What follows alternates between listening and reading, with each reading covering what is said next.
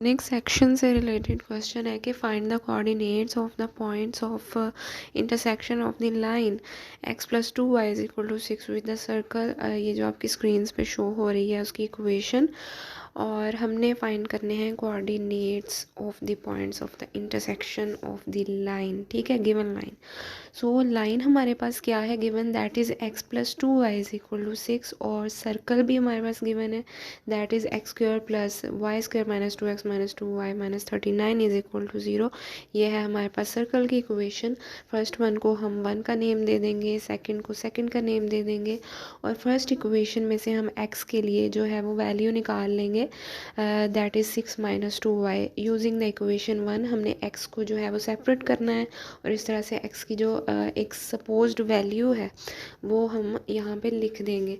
उसके बाद अब हम क्या करते हैं कि जो हमारे पास x की वैल्यू आई है उसको हम पुट कर देते हैं इक्वेशन नंबर 2 में, that is the equation of circle. ठीक है, यानी कि जहाँ जहाँ पे इस इक्वेशन ऑफ सर्कल में x आ रहा होगा वहाँ वहाँ पे हमने क्या करना है कि 6 माइनस 2y जो है वो लिख देना है। सो वो हमने लिख दिया हुआ है। उसके बाद हम फर्दर क्या करते हैं कि जो स्क्वायर है उसको ओपन करेंगे, जो चीज़ें प्लस हो रही हैं प्लस करेंगे, जो माइनस हो रही हैं माइनस कर देंगे, सेम पावर वाले जो वेरिएबल्स हैं उनको इकट्ठा करेंगे और उनको ऐड करेंगे, माइनस करेंगे। तो वो देख लेते हैं किस तरह से करना है। हमने 6 माइनस 2y होल स्क्वायर है। अब हम इसकी तरफ अगर देखें तो ये एक्सटर्नल व्यू इसका लें तो ये टैली करता है उस फार्मूला से, that is a minus B whole square, और a minus B whole square that is the simplest formula in mathematics, और वो इक्वल होता है a square minus 2ab plus B square के।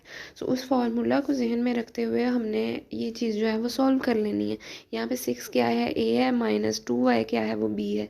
सो उस फार्मूला को जहन में रखते हुए हमने क्या कर दिया, 6 का square that is equal to 36 plus B square that is equal to 4y square, और minus 2ab that is equal to minus 2 into 6 into minus plus 2y। ठीक है, प्लस या प्लस 2y।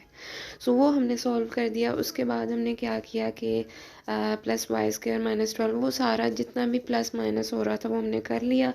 अगले स्टेप में अभी हमने वही काम किया कि जो चीज़ें माइनस हो रही थी और वह सारा सिंप्लीफाई करके हमारे पास आ गया 5y square minus 22y minus 15 is equal to 0।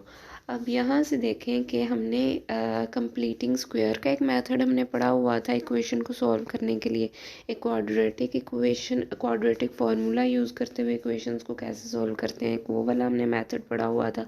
एक फैक्टराइजेशन का मेथड पढ़ा था। सो यहाँ पे हमने फैक्टराइजेशन वाला मेथड जो है वो अप्लाई करना है। फैक्टराइजेशन का मेथड आप लोग मेरी एक वीडियो मैंने अपलोड कर दी हुई है, वहाँ से भी देख सकते हैं। सो 5y स्क्वायर माइनस 22y जो है उसकी जगह पे हमने दो ऐसे एलिमेंट्स लेने हैं जिनको प्लस माइनस करें तो 22y बने, और जब उनको मल्टीप्लाई करें तो क्या बनना चाहिए कि फर्स्ट एलिमेंट और लास्ट एलिमेंट जो है इक्वेशन का उसको मल्टीप्लाई करने से जो चीज़ बनती है वो बननी चाहिए। सो हमने वो दो जो एलिमेंट्स हैं वो निकाल लिए, that is minus 25y and plus 3y। सो ये जो दो एलिमेंट्स हैं जब हम इनको माइनस करते हैं तो या ऐड करते हैं तो हमारे पास माइनस 22y बनता है, और जब इन दोनों एलिमेंट्स को मल्टीप्लाई करते हैं तो बनता है 75y स्क्वायर, और ये सारा जो है वो इक्वल है 0 के। अब जो 5y स्क्वायर माइनस 25y था उसमें से हमने 5y को कॉमन ले लिया और इन साइड लिया गया y माइनस 5, और इसी तरह से 3y माइनस 15 में से हमने 3 कॉमन ले लिया और इन साइड लिया, अगेन हमारे पास आ गया y माइनस 5, और ये सारे का सारा इक्वल आ गया 0 के। अब देखें कि हमारे पास दो पेयर्स बन गए 5y प्लस 3 और y माइनस 5, ये दो पेयर्स बन गए। सो आइदर और के तरीके से दोनों को हमने 0 के इक्वल लिख लिया। सो सॉरी, ये हमेशा मेरे साथ हो जाता है, screen disturbance. Just a minute, हमारा सारा फ्लो ख़राब हो जाता है। क्वेश्चन नंबर 6 कहाँ है, आ जाओ।